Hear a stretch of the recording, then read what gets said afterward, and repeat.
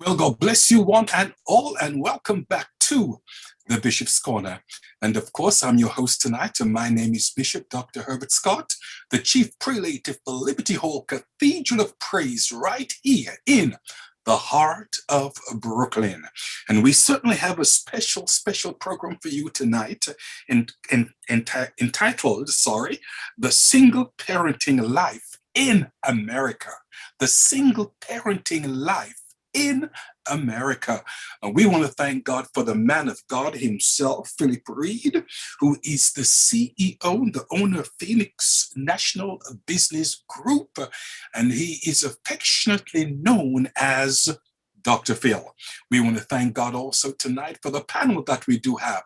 We want to thank God for Reverend Dr. Heather Francis that is with us tonight. Can we make her feel welcome? Always a pleasure, woman of God. We want to thank God also for Apostle Lucien Roas. Man of God, always indeed a pleasure. Let's go all the way up north now to Connecticut. Bishop Dr. Neville Wollaston, that's in the house. Man of God looking well. God bless you richly. Last but not least, back to Brooklyn. And you all know that great things come from Brooklyn. Pastor Richard McKenzie Jr. Let's make the man of God feel welcome. God bless you, sir. Well, certainly tonight we are blessed and highly favored with two special guests. It's been said, ladies before gentlemen, so I'll definitely do that. We have the lovely Whitney Coburn that's with us, and she's a love coach. Miss Coburn, indeed, it's a pleasure to have you. Welcome to the Bishop's Corner. And of course, we want to thank God for a young man that we love very much. Pastor Matthew McGee is with us tonight. Pastor McGee, always a pleasure, young man. Thank you very much for weighing in. Well, as I said, we have a special program entitled The Single Parenting Life in the United States of America. It's been said that a number of United States children living in a single parent family between 1970 through to now, there were approximately 15.76 million children living with a single mother in the United States, and approximately 3.23 million children living with a single father. Now, understand this, friends, that single motherhood has grown so much in the United States that today 80% of single parent families are headed by mothers, and nearly a third of those live in poverty. So naturally, when we speak about the single parenting life in America, this is a topic that is worth while speaking about. However, before we should go in and conversate over the single parenting life in America, I'm going to ask you at this time just to watch this short video, okay, concerning the same. Dr. Phil, it's in your hands, sir. Although having two parents in the picture is definitely beneficial for kids growing up, it's not always the case. There are many children today who are going through life with just a single parent, and, when they reach adulthood, many of them become highly successful, happy individuals. Both negative and positive psychological effects of having a single parent have been studied extensively. Interestingly, many new studies suggest that divorce in particular might not necessarily be the root cause of psychological issues, despite previous schools of thought. Instead, these issues might simply be the result of traumatic memories in general. Let's check out 7 effects of growing up with a single parent. Boys tend to be more idle in young adulthood. Sometimes, specific genders seem to react in different ways to growing up with a single parent. In terms of boys, some studies have suggested that they're more likely to be idle in young adulthood. This includes things like being unproductive and even dropping out of school. While boys are more likely to experience this, it can definitely happen with girls as well. Girls are at a higher risk for teen pregnancy. Multiple surveys and studies have shown a link between single-parent homes and teen pregnancy. While unplanned pregnancies aren't always a bad thing, Teen pregnancies in particular can involve certain issues and complications, such as lack of financial opportunities and access to higher education. Some have theorized that this correlation is due to the lack of a male figure in the household, which can have negative psychological effects on a young girl. Single-parent families can actually be more beneficial in some cases. With more and more children growing up in single-parent households, more research is being done on not only the negative effects, but also the positive ones. Some studies have pointed out that in some cases, a single-family household can actually be more beneficial. The main example would be an extremely stressful two-parent home versus a peaceful, relaxed single-parent home. When there is extreme conflict, violence, or stress in a two-parent home, a single-parent home is actually a much more beneficial environment for the child. That's definitely something worth keeping in mind as we list some of the negative effects here. Kids with a single parent might end up having a stronger relationship with that parent. There's always a very special bond that forms between children and their parents. But one study suggests that in a single-parent home, that relationship could potentially be even stronger and unique in a way that is unseen in two-parent homes. Not only is the relationship often stronger in this situation, but the children and parents are more dependent on each other, more affectionate, and more likely to work together towards a common goal. Before we continue to the next point, we want to share with you a recommended video from BetterHelp. Jesus talks about 7 ways to overcome emotional neglect. Satisfied in life. In a slightly alarming study, research was done on tens of thousands of individuals to test their overall feeling of satisfaction in life.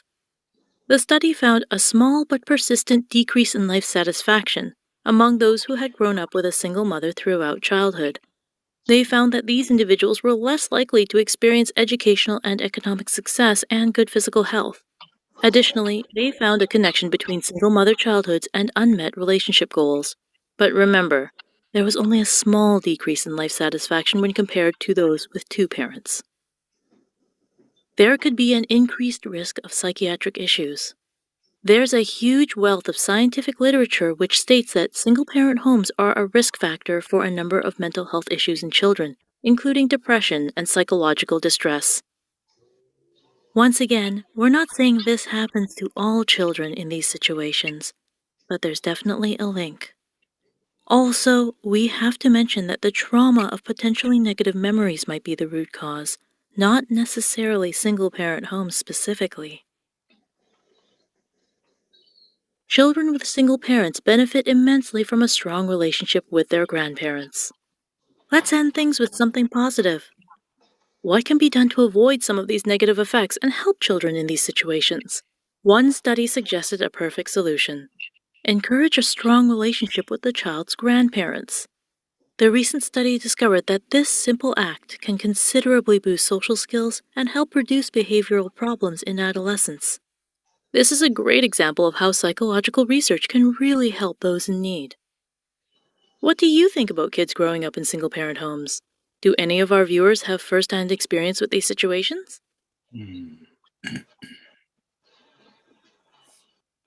Okay, thank you very, very much, Dr. Phil. Really appreciate that. And I believe that the video was excellent, excellent. Well, the first question for our consideration tonight, we want to put to Dr. Heather and then Pastor McGee, and then we'll go over to Whitney. And the question is this, concerning single parenting. What does a day in the life of a single parent look like, and what disparities are there between cultures and races? Dr. Heather, it's in your hands.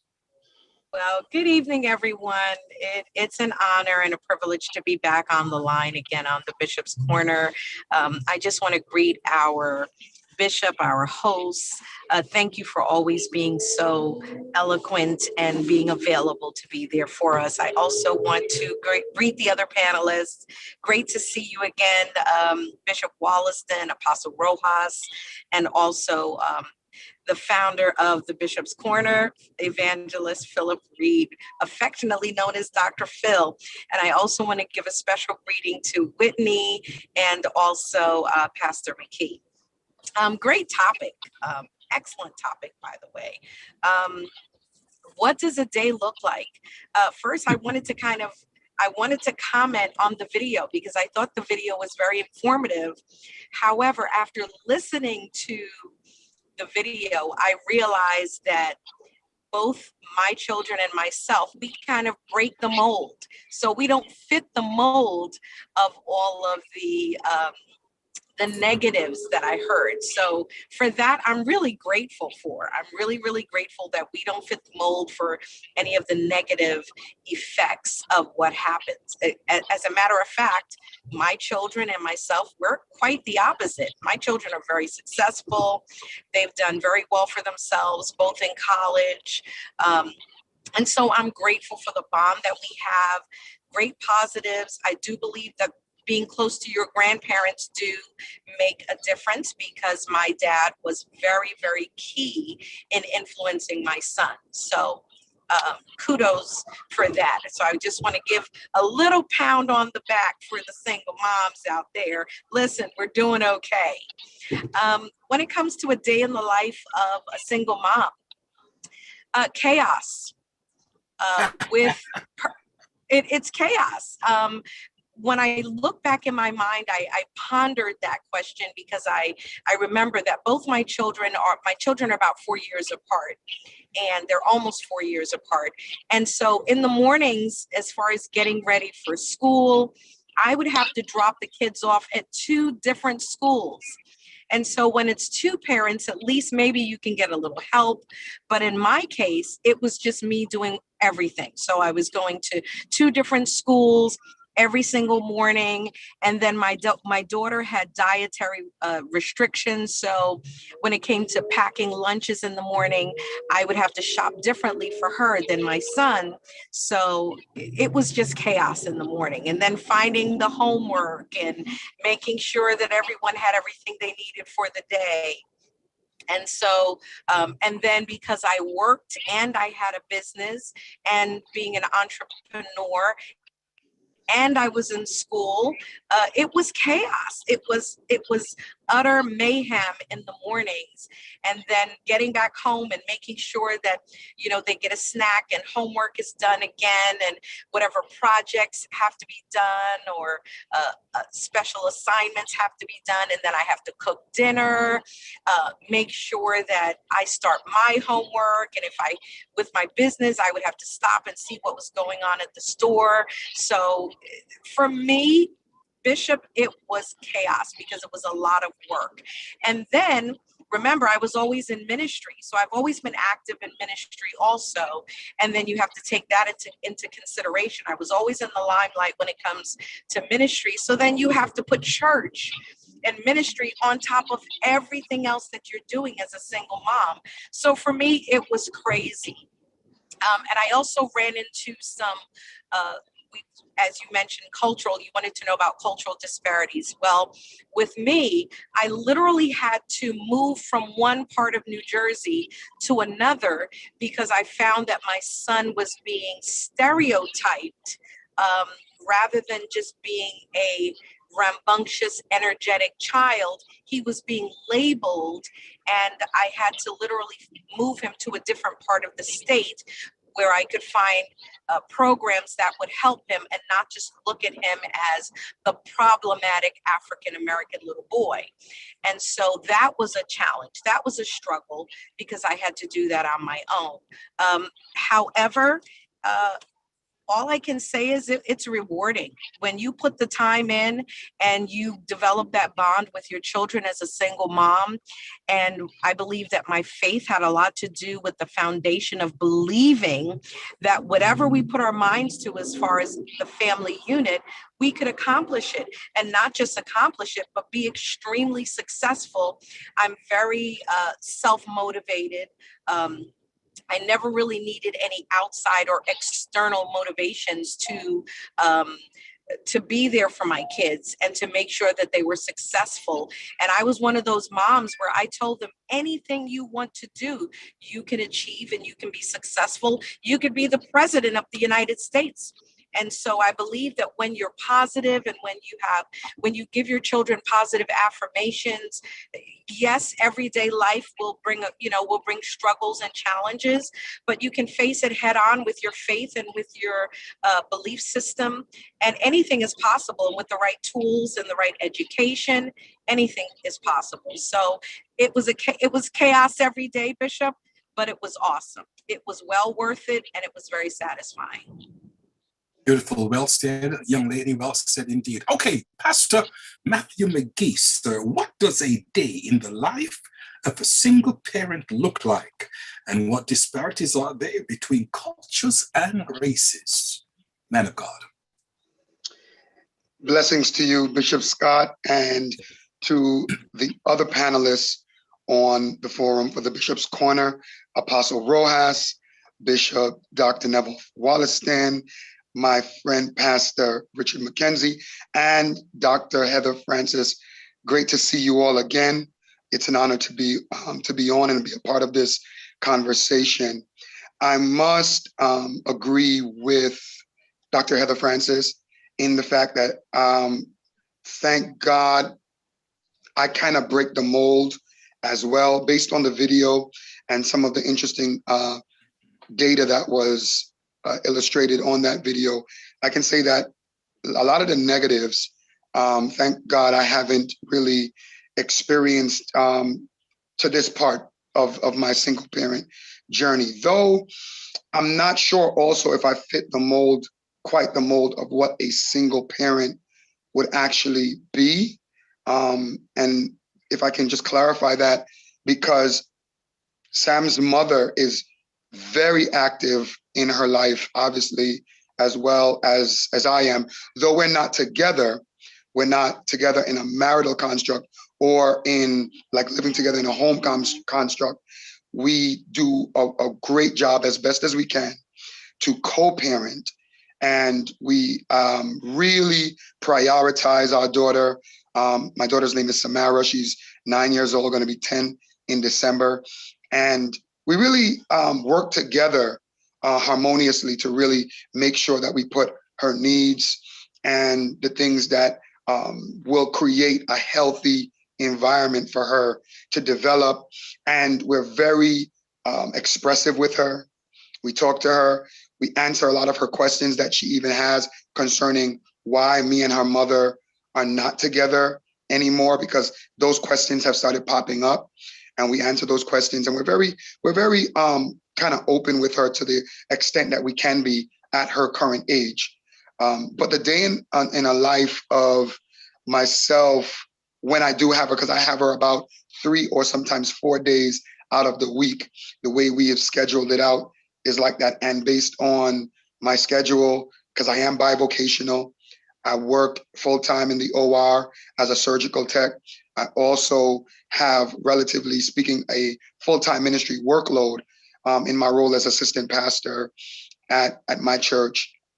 Balancing that out can be very challenging, but the key word is balance. I agree with Dr. Heather. At times, it can be very chaotic. At times, I struggle with trying to find time for myself, to find time to really just kind of take a deep breath.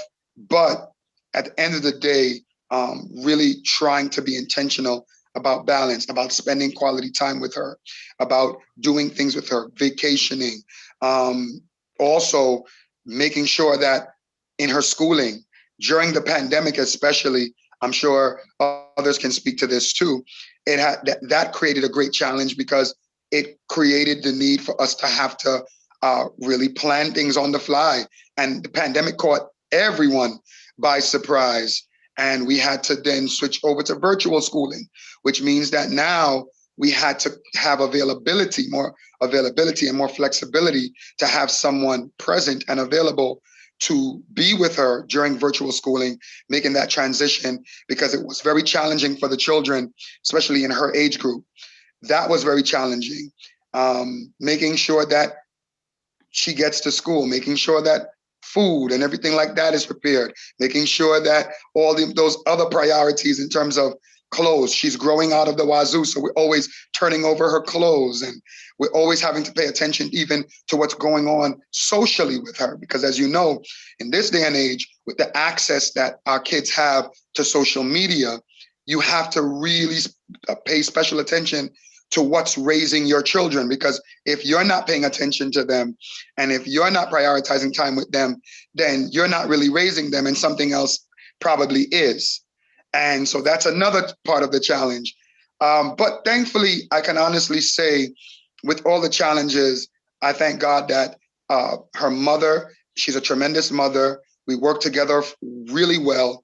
And we try to make sure that we maintain certain levels of stability and continuity with her, so that she can really kind of grow up in a more stable, fruitful environment, psychologically, emotionally, and just having our presence. And we do have meetings, parent meetings, family meetings still with her, though we don't live together and though we're not together. So we kind of break the mold. I don't think I'm necessarily quite fit what would be quite, I guess, looked at as or defined as single parent. I could be wrong about that, but I think the co-parenting structure that I have with my daughter's mother is pretty stable and creates a stable environment. Okay, fantastic. Well said indeed, man of God. Okay, at this time we'll be putting the same question to Whitney, and after she has concluded, then we can have the apostle, bishop, and then Pastor Mackenzie weigh on in with their questions. So at this time, we'll be asking Whitney to come forth and explain to us, please, Whitney, the day in the life of a single parent like you. Thank you, Bishop. And I really want to express my gratitude to all of you for the invitation to be a part of this conversation tonight.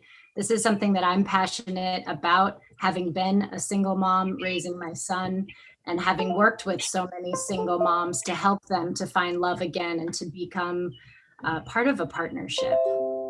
So a day in the life, I can speak from my experience.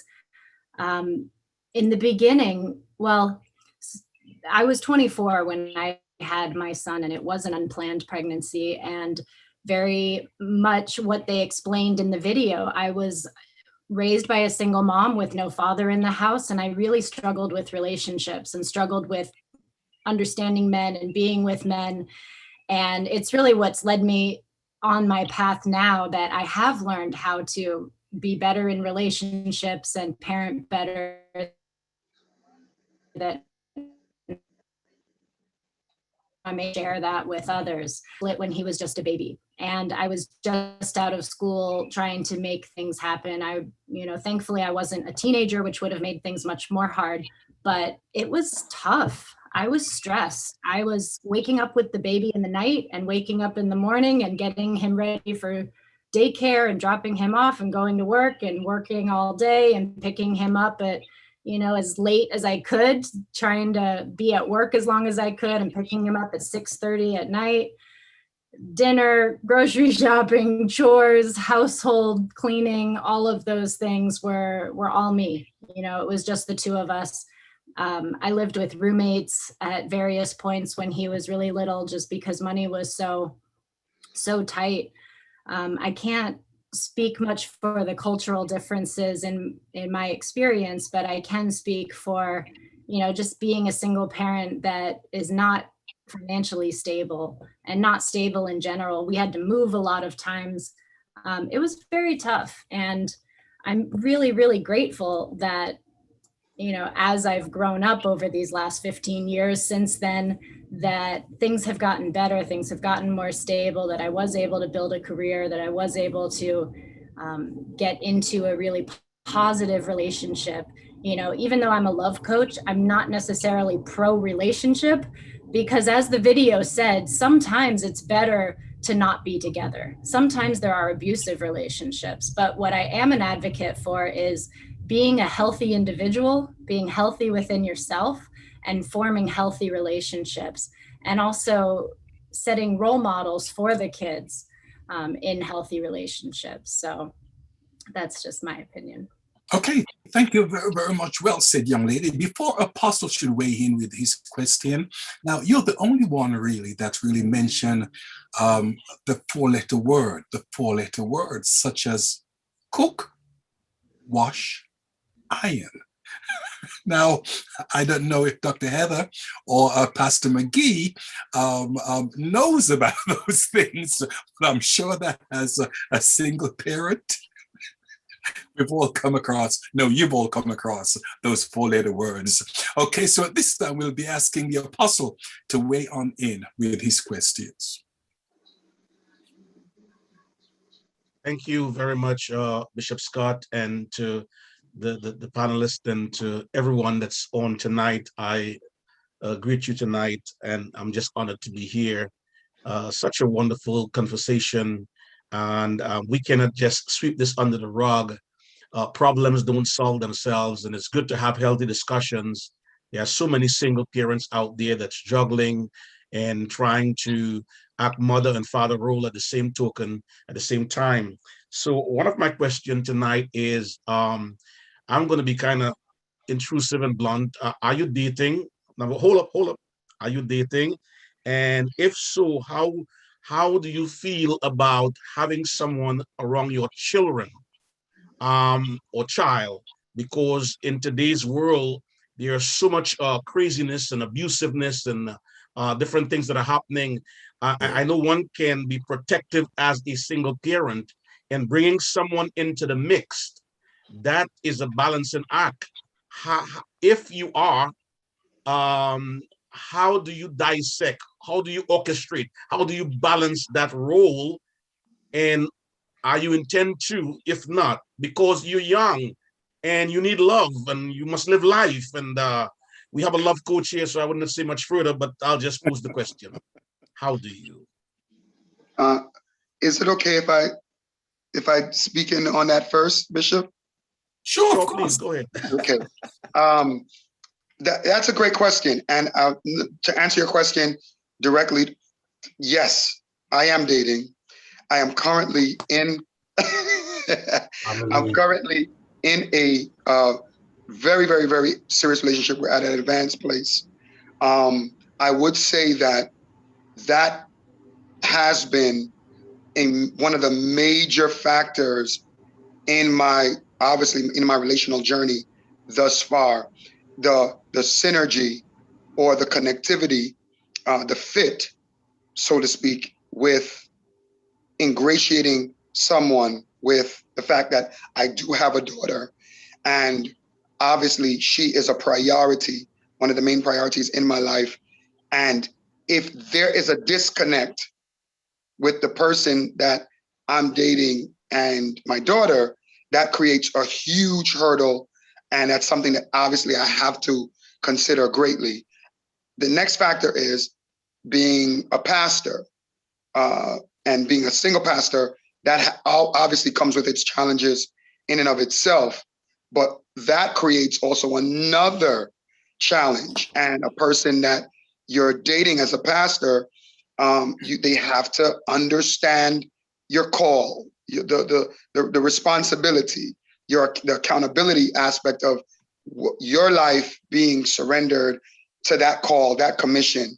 And so for me personally, I can say those two factors have been huge areas that has created certain challenges as to why I currently am now, based on if November of this year, I'm always very transparent about sharing this information because a lot of people ask me these questions, and I find it very beneficial to people to talk about this angle of my life, to bring some level of relatability, because a lot of people in the body of Christ, a lot of people that are Christian singles, they might need some of this and just the relatability aspect.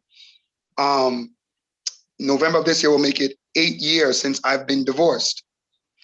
And these have been some of the mainstay challenges that I faced in the dating process. And it's something that I pay careful attention to. And it's something that I am always just keen on observing certain things. And these are questions that I ask, even while dating, in terms of questions pertaining to, are you okay? Are you comfortable dating someone that already has a child? Is that something that you're willing to do? Is that something that you're willing to embrace? Because if the answer to that question is no, then we really have nothing more to talk about. And at that point, you have to cut it, and you got to be deliberate about that. The next thing is also about my call as a pastor. That's another. My daughter is not going anywhere, and my pastoral call isn't going anywhere. So these are things that have created more challenges along the process of dating. But to really hone in on the single parenting aspect, it does have a huge and profound impact on how you date, who you date, the type of persons you will consider. And if there's no connectivity in terms of embracing that, then there's really nothing more to talk about concerning the progression of that relationship. Thank you, sir. Just a question, Pastor McGee. The person that you are now dating, is she a member of the church? Not a member of my church. She's going to become one eventually, but a member of another ministry, another church. And okay. So, and that's another thing for me. And I say this without, I hope I'm not offending anyone, but I personally, this is a personal opinion. Yes, I'm not even saying it's scriptural, but it's my personal opinion. I never thought it wise to date within my ministry. I think it's a conflict of interest.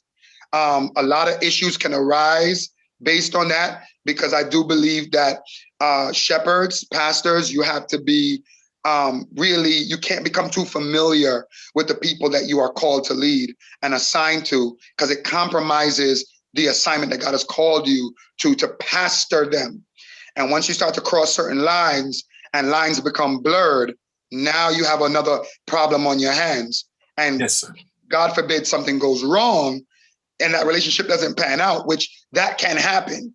It does happen, and it doesn't pan out. Now you have a whole nother set of problems on your hand, and now a can of worms, so to speak, has been opened. So that's just Man my of God, I do agree with you. I know that some wouldn't, but I definitely do agree with you. Bishop Neville Williston, sir, your question.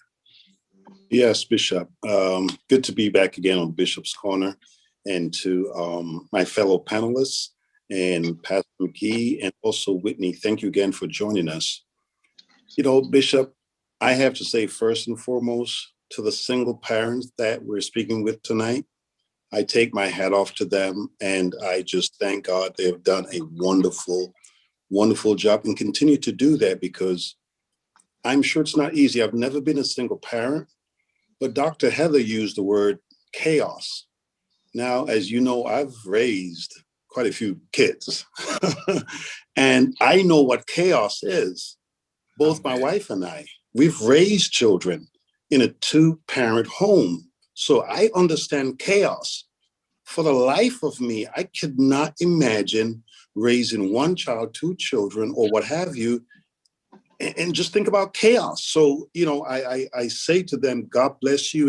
And for Dr. Heather, I don't know Pastor McGee's daughter or Whitley's a child, but they have done a great job, and they are to be commended for that. Well, I would like to ask Dr. Heather, in regards to chaos, how do you bring calm to your chaos during your time of raising your child or your children? What means and what methods? Why I ask that, because I'm sure there are other single parents, probably even now, that's going through the same chaos. How do you bring calm? I know Pastor McGee just talked about the balance, you know, that you have to have balance. How do you bring calm to chaos? Because chaos is going to be there. Yeah. Great question. Excellent question. The greatest tool that I used was consistency and developing schedules and routines that would, because that's the only way that you can deal with chaos. You have to bring order where there is chaos. And we know this also theologically, where there is chaos, God brings order. And so as a single parent, you have to come up with schedules, you have to come up with plans, and really come up with some type of consistency in your children's lives so that they can have a pattern to follow. And the greatest tool that you can use along with coming up with order in their lives is communication. And our Pastor McKee said it so well. I have excellent communication with my children who are now adults. I can't keep calling them children, even though they're my children. They're my adults now. But we have excellent communication to the point that we talk about everything. And so that really is, for me, it worked. I had to come up with a plan and I came up with order. And so they knew that when you get home, what do you do between 3:30 and 4:30? And then what do you do at 4:30? And then from 4:30 to 5:30, at the table. And so you come up with ways to implement order in your day so that the chaos now becomes order. And after a while, that's when you develop that calmness and you develop a pattern that everyone kind of settles into. And it, home functions. The function becomes normal and it becomes healthy. So how important is your faith? I know the answer, but just for someone else, how important is your faith in the time of chaos? Because let's be fair. We don't live in a perfect world. You're driving from babysitter number 1 to babysitter number 2 or wherever, you get a flat tire or you run out of gas or whatever. How important is your faith in the time of your chaos in the process of raising your children as a single parent? For me, because I had to do it solely by myself, my faith was my foundation. It was my platform. It was my stomping ground. It was my springboard. My faith was everything for me because that was how I was able to instill peace.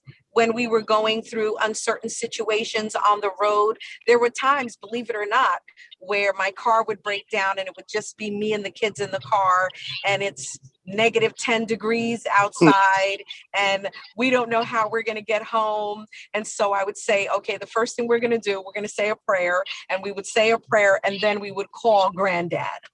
And then he would call AAA or find someone who had a tow truck, and it would all work out. So you have to have a level of optimism as a single parent, because if you're not optimistic, what's going to happen to your children? So, and your faith, that's where your hope lies. That's where your foundation of it's going to be okay comes from. And so for me, faith is everything. Thank you. Okay, Whitney, would you like to weigh in on that question? Whitney? Concerning stress. Yeah, I agree completely that faith is foundational, and peace. I found that balancing some play, or a lot of playing with the kids, playing with yourself, being playful, just getting out of that stressed out work structure plan, that's important and it's needed. But in order to get the balance to bring peace to our mind, we need to have times of play and times of peace. So sitting quietly instead of always filling our vision with TV and the news and this movie and this YouTube video and, oh, I'm going to do this now and oh, I'm going to do that now. I think that was one of the things that the pandemic taught us all was, hey, guess what? You're not as busy as you thought.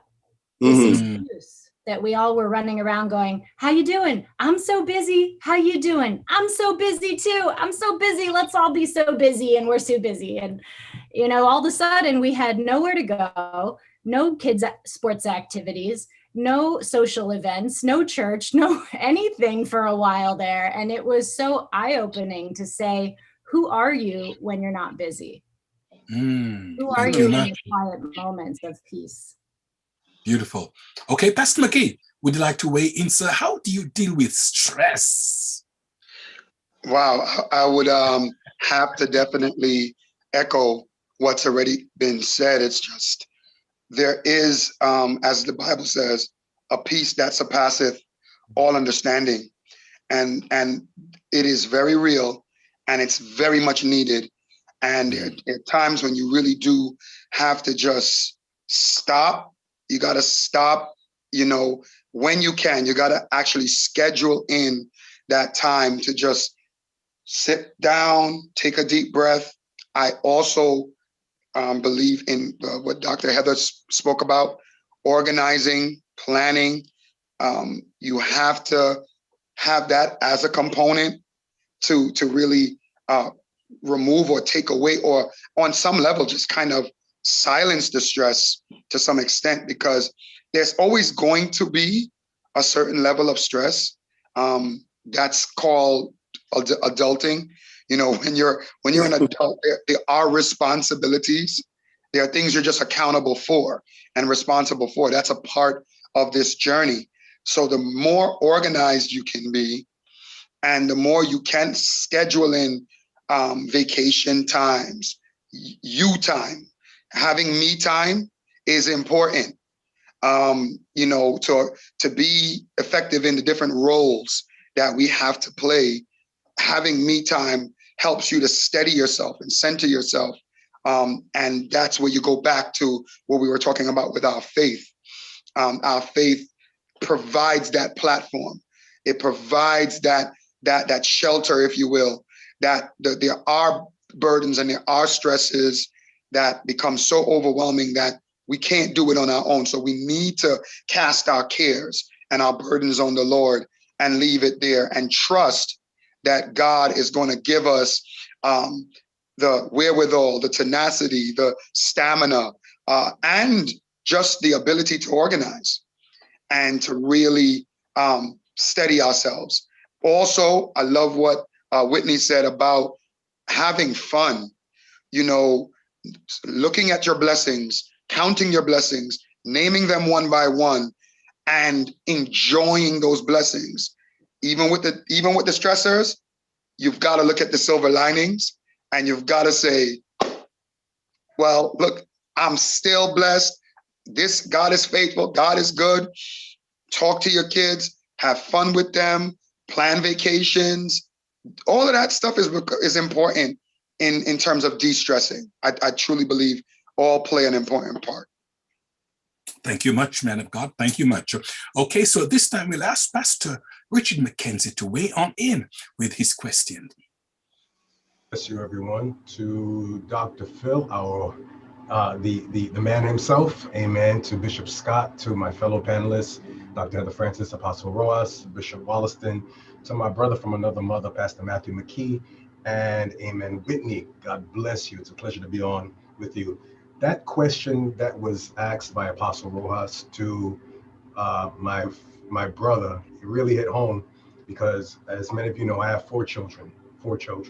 My oldest will be 14 in about 2.5 weeks. He is actually not the natural born son of my wife. This was before I met my wife. And but he's been living with, and I have to give God thanks. The video talked about having grandparents in the lives of children, absolutely imperative. I give God thanks for my parents, because I don't know what I would have done, honestly, without them, because I had my son since he was 8 months old. 8 months old, he's been living with me and my parents. Don't want to say too much on the air, but let's just say he's been primarily, for the most part, with us.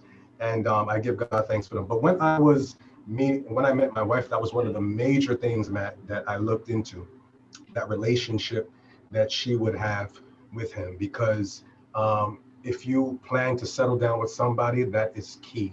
That is key. The first day that he met her, he ran to her and he started having a conversation with her. She was so receptive.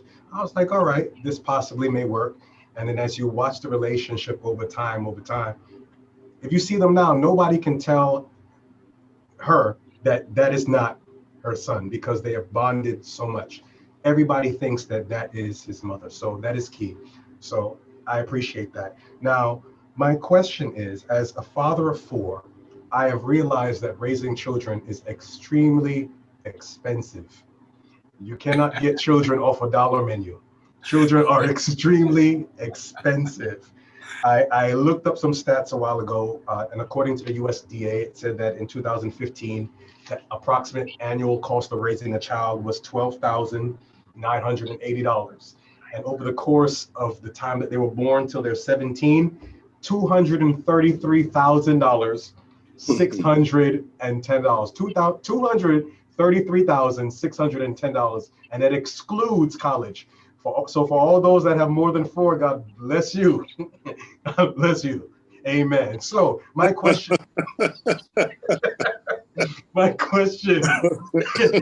I'm not throwing any stones. Please don't. But my question, I actually want to pose this to Whitney. Whitney, with children being so expensive as they are, how did you deal with the financial aspects or requirements of being a single parent? Was it ever overwhelming for you? It's a really good question. And I have a unique perspective on this. So bear with me.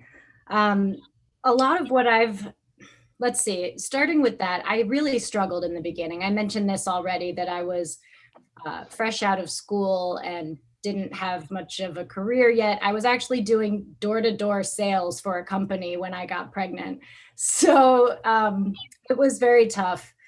And my path, I ended up, I was dating as my son got older, and I married my late husband, who then passed away a few years ago, unfortunately. But what I've learned a lot about is really finding the value of having two parents. And many of us have found ourselves in the position of a single parent, but I want to just introduce you to the idea that it's not a place where you have to be for the rest of your life. And a lot of women, since the majority of single parents are women, we've had to take on both the masculine role and the feminine role. And I don't mean male and female here. I mean that within every individual person, we have a masculine energy, which is our go-getter, structure, organize, get things done. And we have a feminine energy, which is the nurturing, emotional side. And what happens is single moms often develop this masculine side a lot. They overdevelop it because we have to, out of survival, because kids are expensive, because it's hard to do everything. And what ends up happening is we build a life around us that doesn't even have room for a man. We are just ready to take care of everything, get more money, get a better job, get a promotion, get the babysitters, do it all. Whereas I kind of want to just say, hold on a minute. Yes, do that when you have to. Step up, take the reins, but leave a pocket of space for the possibility that you might find. Look at the men on this panel. These are stand-up, amazing role models of men. And I think that many women have lost hope. They say, there's no good men out there. There's no good men in my age group. They're all losers. Online dating sucks. I hear all the excuses, but what it really comes down to is the person's individual mindset. If you have a negative mindset about all of this, then you're going to get negative results. So one of the things that helped me to get to where I am now with my son, who, has ADHD, he has Tourette's syndrome, he has some additional challenges, and I would have really struggled to do it all on my own. And I'm so grateful that I learned about relationships and how to be in a relationship with a healthy masculine and to be in my healthy feminine and still have the ability to have a job and a career and make things happen and take care of things. But for me, having a partner made such a difference in being able to raise my son financially, all of those things. So just having that openness to have a partner, I think can change a lot. Okay, thank you very, very much. Now, in the interest of time, because time seems to be just flying away, and I'm getting somewhat heated now, especially with this question that I want to put to Pastor McGee, being the male that's on the platform here that's a single parent. Pastor McGee, and then I'll put this to the others. Is it easier for a single mom to raise a child than a single father, and why? Wow, that's a very dangerous question, Bishop. But I would say yes and no at the same time, and I'm probably cheating. But the reason why I will say yes and no is that I think that women have, generally speaking, the way God has made women, they have certain characteristics and certain qualities that make them better. And I believe studies show that majority of women are actually better multitaskers than men. They are able to do multiple things well, very well, at a high level at the same time. They can stretch themselves, they can lend themselves, they can kind of morph into the different things or roles that they have to play and still do it relatively well. Statistically speaking, I believe studies actually show that. Some articles I read years ago. And men, we're more wired. We're not as great multitasking. And I think that's where I would say yes, because women can cover more ground. And they can take, God even made women this way. They can take a certain amount of a thing and reproduce it, even naturally. Look, they take a seed, the seed from a man. They take a seed, and then all of a sudden, 9 to 10 months later, there you go. A whole human being, head, shoulders, knees, and toes, and it came from a seed. So the way God created and has wired and how he has structured woman in the earth is that they are fruit bearers. They are reproducers. They can take a little. You give a woman a bad man, and a woman can turn a bad man into a good man. You give a woman a good man, can turn a good man into a great man.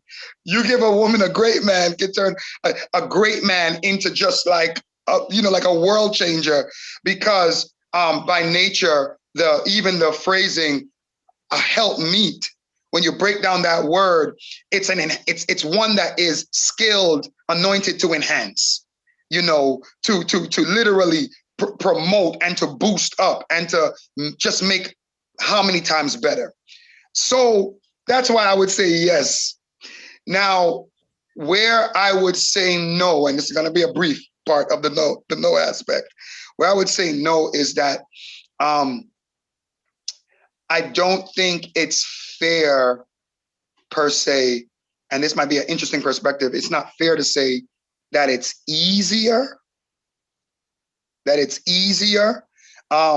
I don't think it's necessarily easier per se. And I do also think that men, we do have certain qualities that are necessary as well in child rearing and child development.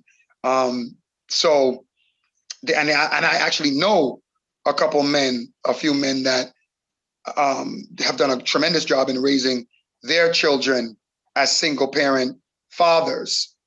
So I've seen that other side of things too. But overall, I would have to go with yes, because of their ability to multitask and pretty much be like a transformer and just get things done. So that's my take, Bishop. Okay, thank you much. Okay, Whitney, how do you see things? I think that, it's not easy for any single parent For some, it's better than the alternative if they're had to get out of a bad relationship, but it's not easy to do it all yourself. So I think that there are a lot of men that make amazingly great single fathers, and a lot of them actually struggle to get custody because court systems are biased towards the women. A lot of states will just say automatically, well, of course the children go to the woman. Why wouldn't they go to the woman? And sometimes the woman is not as fit as the man. I'd say that that's the minority. Usually women are the natural caretakers. You know, unfortunately, we have a lot of absentee fathers. My son's father chose not to be involved. He's just, you know, he's not very good at adulting, so he's not going to be a very good parent. And unfortunately, that's the case with more men than women. And now we have all of these children growing up without fathers in the household, which is really affecting our society as a whole. And it's causing many shifts in, as you saw in the video, relationship quality going down, quality of life going down. We're losing our femininity, we're losing our masculinity. We're all sort of trying to be everything. And it's hard. It's a struggle when you try to do everything. It's really hard. Okay, I hear you loud and clear. It's really, really hard. Okay, Dr. Heather Francis, how do you see things? Is it easy for a single mom to raise a child than a single father? And why? Honestly, Bishop, I believe that there are challenges on both ends of the spectrum. Because there are challenges. I don't think it's easier for either one. The wonderful thing that I love about technology is that now we're exposed to so many different types of parenting. And I don't know who's really versed in looking at Instagram, but there are some awesome pages that I see where men, African-American men, are combing their daughter's hair. They're learning how to do things that women normally do. And so there are a lot of men out there that are leveling the playing field when it comes to caring for their daughters and their sons. So I don't think it's easier at all. I think that there are challenges with men raising girls and boys, and there are challenges with women like myself who had to raise a man. However, if you're willing, you know, when you love your children, let's put love on the plate and put love in the equation. When you have that love for your children, you will have that innate desire to fill whatever need needs to be met.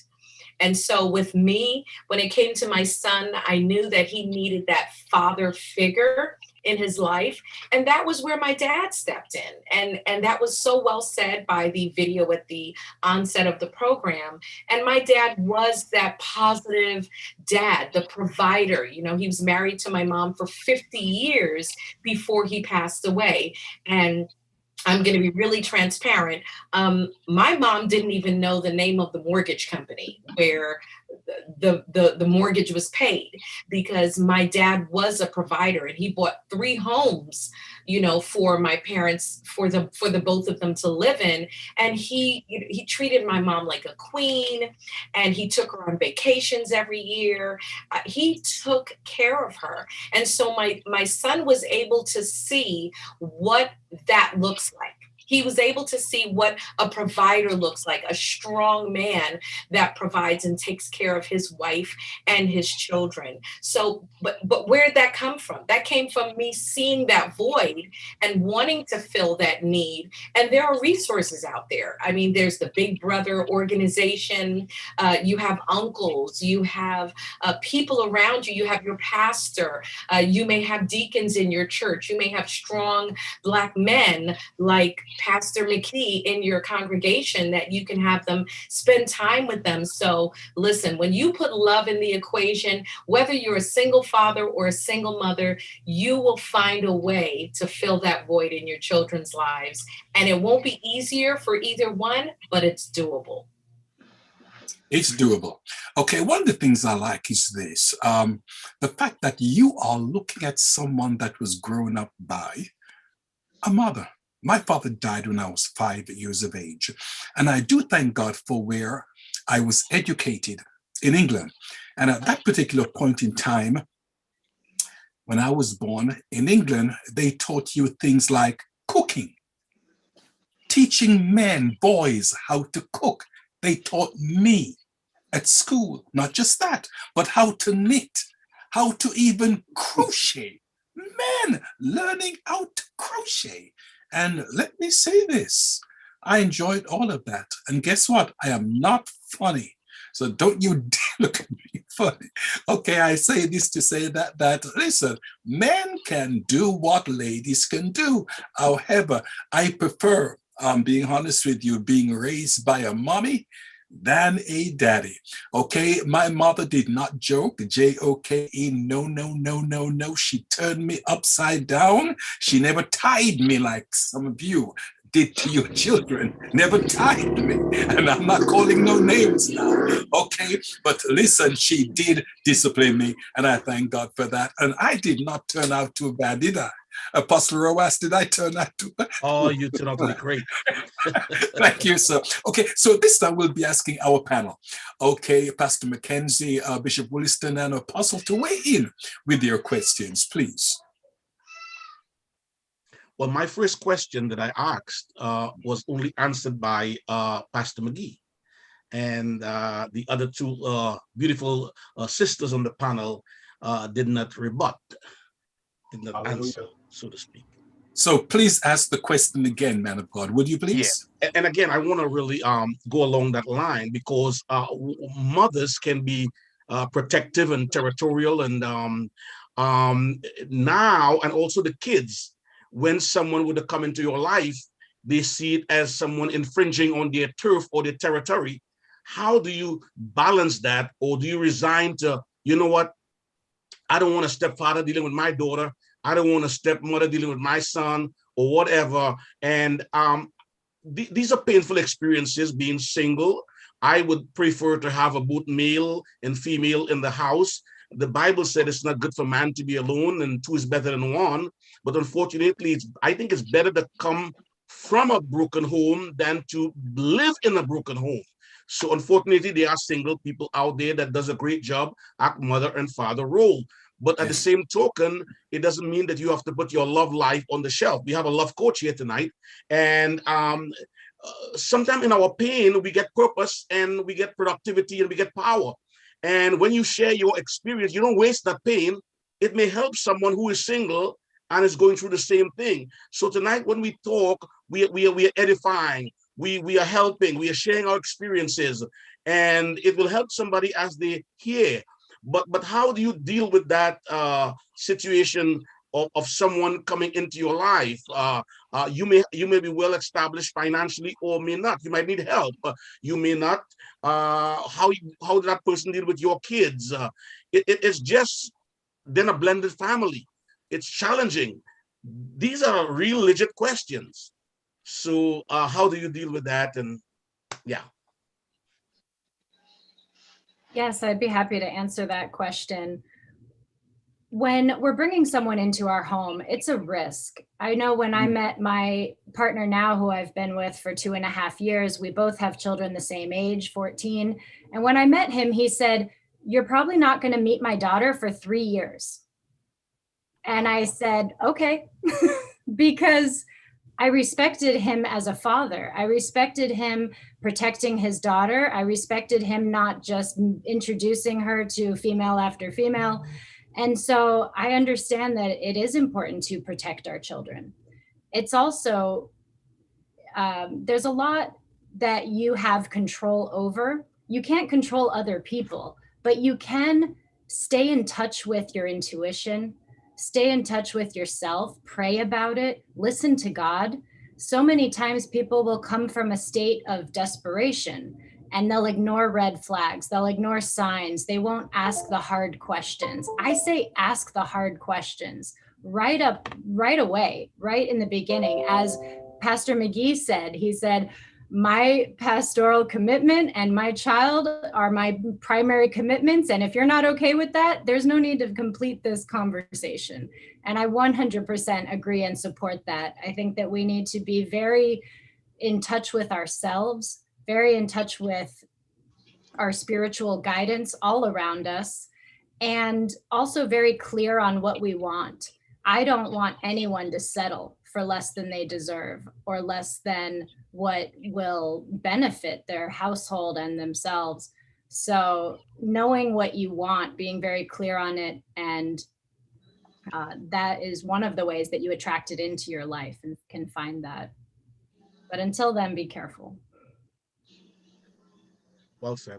Thank you. Dr. Heather? Hi.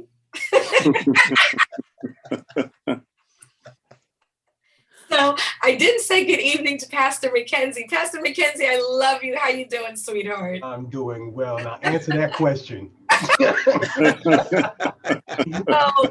So I'm gonna be really honest because well, many of you do know what I've gone through, but I'm going to just give you a little recap. So after my divorce, and I've been divorced for a very, very, very, very, very, very, very, very long time. My daughter is going to be 23 in December, and my ex-husband and I got divorced when she was about 2. So I've been divorced for a very long time. However, I have to preface by saying my marriage was very unhealthy. It was beyond unhealthy. It was toxic. It was abusive, it was unhealthy. It caused damage that I had to put my children in therapy for a very long time, just to heal from what they saw. You can't unsee what your children see. That damage is permanent. And until you actually go through the process of allowing them to heal from, and I'll be transparent. My son was about, I think, 6 years old when I got divorced, and he started manifesting abusive behavior to his classmates. And one of the teachers came to me and said, "What's going on at home? He's doing things physically that he should not be doing. And it's an indication to us that something's wrong." And so for me, that was a huge red flag. And I said, oh my goodness, this is worse than I thought. And so that kind of catapulted me into this journey of therapy, not just for my children, but for myself. And that was the only way that I was able to see them begin to transform into regular, healthy children. And it took time. In the process, not just because of what I went through physically, emotionally, and psychologically, but not long after that, I was diagnosed with cancer. And that started a myriad of other sicknesses that manifested. I went from being sick with cancer to being diagnosed with an aneurysm in my brain, then another aneurysm in my brain. And then I was told I was going to die, and I had to turn my children legally over to my parents. I had to turn my house over, my business. I had to close everything down. And so my whole life just took this turn of just, what's going on? And so I'm going to be really honest. A relationship was the last thing, a relationship, I'm going to die. What relationship? And so for me, my life took a completely different turn. And then when God said, no, that's not going to happen, I was so grateful that I'm still here, that was no longer my priority, because of the, it was almost like a whirlwind that I went through from the abuse and the pain and the hurt and the trauma, that I literally needed to exhale. I needed to get my kids healthy. I needed to have a real, healthy, loving environment for my children. So for me, right after the divorce. I did date someone, and that ended up being a complete catastrophe because he wasn't the right person. And at that point, because I had been through so much, I said, you know what? I'm done. I said, I'm going to focus on getting me healthy, getting my children healthy, and just living my life and being happy, because I'd been through so much and my children had gone through so much. I did not want to put them through anything else. And so that was, so now I'm not dating. And then, so short answer, not dating. Not dating. And it was not in the cards. It wasn't an idea after everything I'd gone through. It just wasn't in the cards for me, and I didn't want it. And I found success throughout all of that. In between all of that, I became extremely successful, bought my second home, opened a business, had a few locations. And so even though I was facing challenges, I was still more successful by myself than I was in a marriage. And when that happens, it kind of changes your thinking, going, okay, if I can do this on my own, if I can buy homes and make enough money that I can give my kids $1,000 on a Saturday and say, let's go to the mall and here, buy anything you want. And I could never do that in a marriage. It changes your thinking. So I'm sorry, I have a completely different spin on it, because for me, being a single mom was the best thing that ever happened to me. Being by myself was the best thing that ever happened to me. And I literally, I'm not going to say I found myself, but I became who I needed to be successful and to be the right mother for my children. Okay, well said indeed. Apostle Roas, are you satisfied, sir? Very much so, Bishop. Okay, Pastor Mackenzie, sir, what questions do you have? Quick question, and anybody could answer this. Did you find as a single parent that it was a little bit more difficult to discipline your child? Do you see, I know Dr. Heather just mentioned something about her son acting up in school. I too went through a little phase with that with my son, especially in kindergarten, where he was just acting out. This was during that time. He was just acting out. Did you find disciplining your child as a single parent difficult? I'll jump in there. Dr. Heather mentioned earlier that there's a lot of resources out there nowadays. There's a lot of parenting books. There's a lot online. And when I was young and parenting and really struggling, that's the route that I took. And that's what I recommend. You know, people say kids don't come with instruction manuals. Yeah, well, there's been a lot of instruction manuals actually written. So go look them up. One of the philosophies that I have really liked is conscious discipline. Conscious discipline is not so much about punishment. You know, punishment is this old form of discipline that's like, you did this wrong, now you're going to be punished.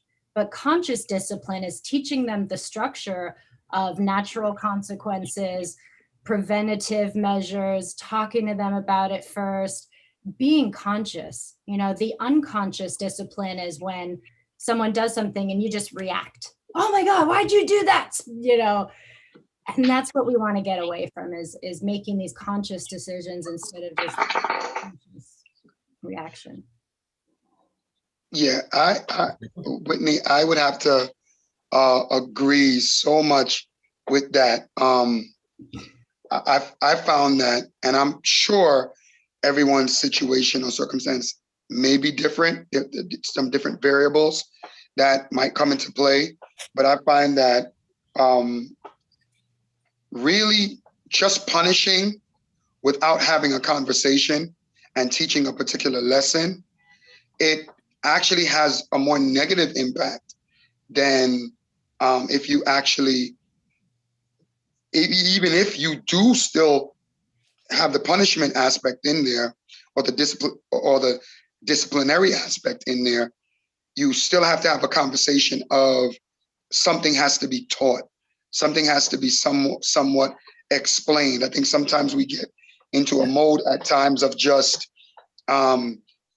reacting, and our children gets the anger aspect of the reaction based on our disdain for what they did. but then we don't follow it up with conversation. And so sometimes they just know mommy or daddy, they're going to get mad if I do this. So let me not do it in their presence, or let me not do it when I'm around them. And so they still would probably do it if they're not in your presence, or find a way to kind of do it, deceivingly. But at the end of the day, it's important that the conversation, the communication is there. So the conscious discipline term that you use there, and that concept, I find to be very, very, very effective, especially in my experience with my daughter so far. I say so far. Can I add something? Because before Dr. Heather, what I've seen a lot is, especially in broken homes, is that discipline can be an issue, because sometimes the child will be like, oh, well, if you do that, I'm just going to go to daddy. Or if daddy was here, I would have been able to do that. I would have been able to do that. And then as a parent, sometimes we tend to lower the standard of discipline because we don't want to piss the child off. And then we let the child get away with a lot of things because we don't want it to bring a friction between. You were going to say something, Matt? Go ahead. Oh, no, I was listening to what you were saying. Yeah. I hope did you finish? I'm good. Okay. No, I was listening to what you were saying, and I love the fact that you brought that up, because that's one of the things, that's one of the key points of emphasis that myself and Samara's mom, we've met on that. We've come together and we have literally created what we call our codes of parenting. And it's just one of the aspects, one of the things that we talk about is we will meet and discuss about certain issues.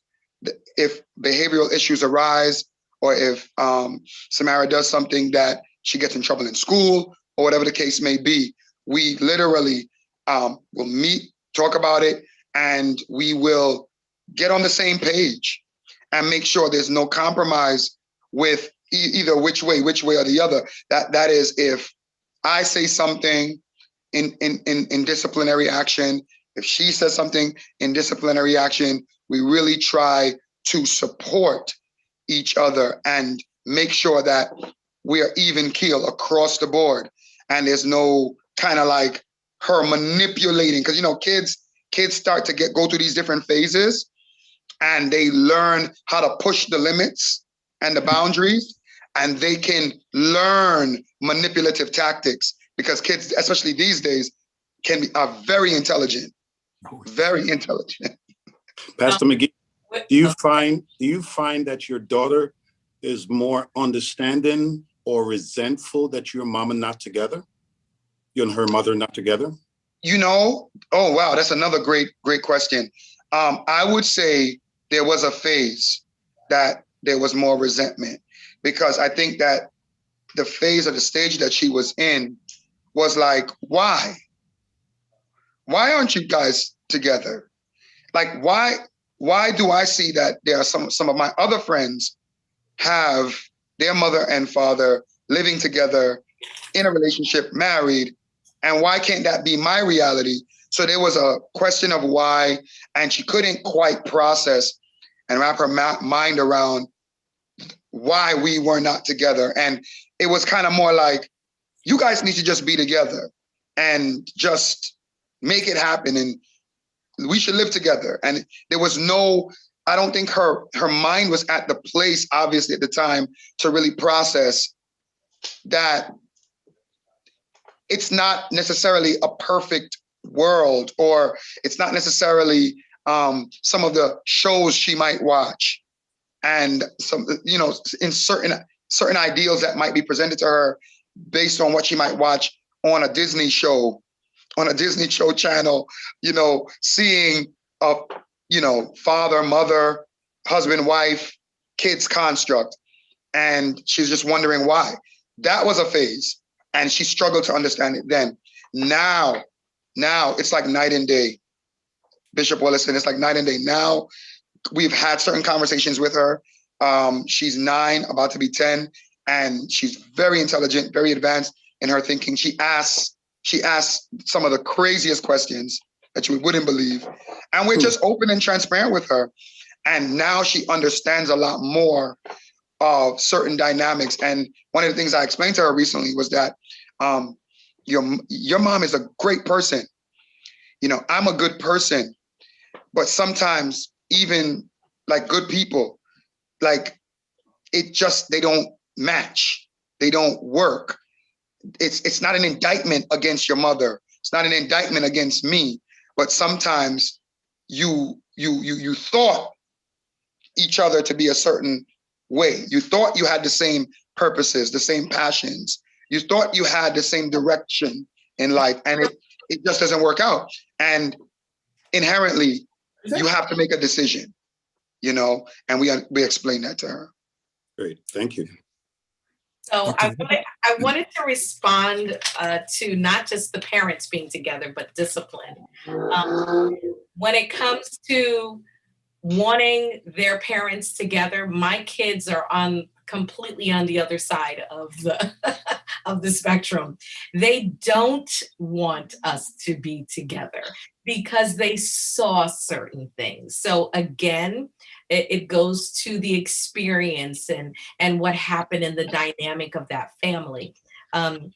Regarding discipline, I have to throw this out there because we do have differences in culture. So I come from a Jamaican background because both of my parents are Jamaican. I was born in England and raised here. However, I was raised according to my parents' culture, which is you get a slap, you get a punch, you get a lamp thrown at you, you get a shoe thrown at you, spare the rod, spoil the child, you know, you get beat with a garbage can, a whip, anything that is available. That is what is coming after you if you open your mouth to even respond, because children are seen and not heard. And children should be silent in the presence of adults. And when you are spoken to, you do not respond. You don't say anything. So with me disciplining my children, I had to unlearn all of the discipline that I learned from my parents, because I know, well, first of all, I never had to discipline my daughter. I hate to say she's the perfect child, but my daughter's the perfect child. I mean, if there is a perfect child on the planet, I gave birth to her. Her name is Gabriel. Never had to discipline her. My son, on the other hand, was my challenge. And he grew so quickly. He's 6'4", and he grew over me very quickly. And so here I was trying to discipline him the way I was taught, and it wasn't working. I mean, the shoe, hit him. If I can't hold him, I'll tie his foot together. And boy, listen to me. I'm being honest. That was me. I tried, but it didn't work. And so because I was always reaching out for resources and help, and I always had a therapist in our life, the therapist would say to me, Heather, that's not the way we do it. So I had to learn a new way of discipline. And my parents didn't agree with it because I started having these dialogues with my son, and we started communicating, and I started putting these systems in place as far as rewarding his good behavior to counteract the bad behavior. It was a method that was taught to me by one of his therapists, and believe it or not, it worked. And then we started music therapy. He's a self-taught musician. Everything he picks up, he plays.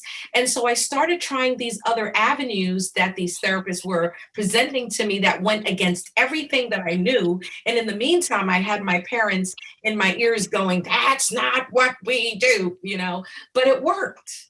And so I found a different way, and it actually worked. So for me, when it comes to discipline, I had to evolve and learn how to discipline in a way that will yield healthy children. And so I had to unlearn the bad discipline and learn new discipline. So that worked. That's what I did. That worked for me.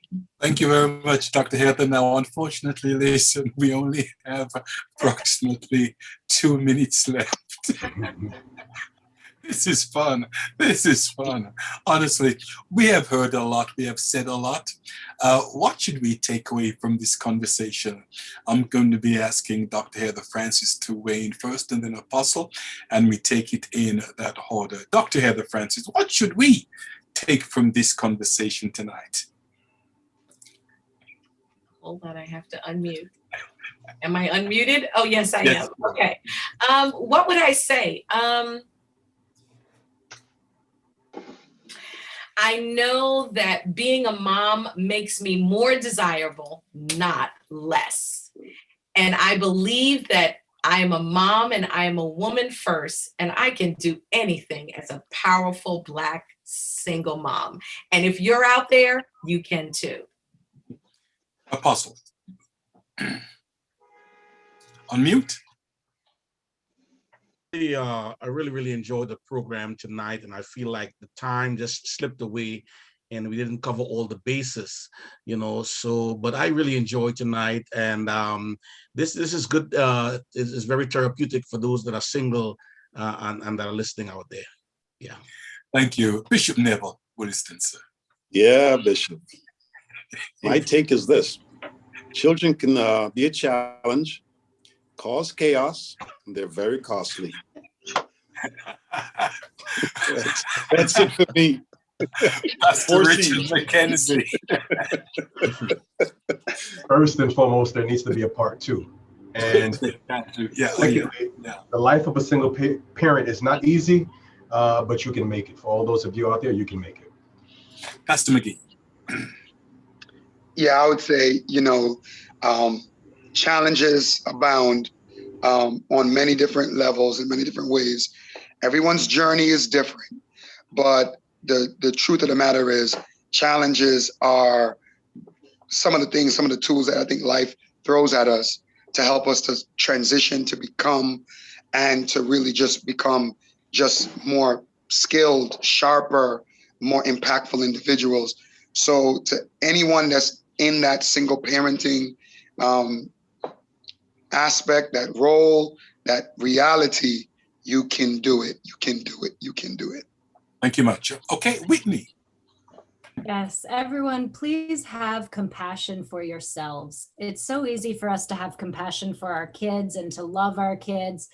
But I just want to remind everyone, you may be doing it, you may not be, but take care of yourself. Speak kindly to yourself. Be forgiving of your mistakes. You're all human. We all make mistakes, but you're also very, very powerful. And you have the power to create the life that you want and to create the life that you want for your kids. Beautiful. Well said indeed, young lady. Okay, one thing we know tonight is this, that Bishop Dr. Neville Williston is indeed a multi-millionaire. He is multi-millionaire.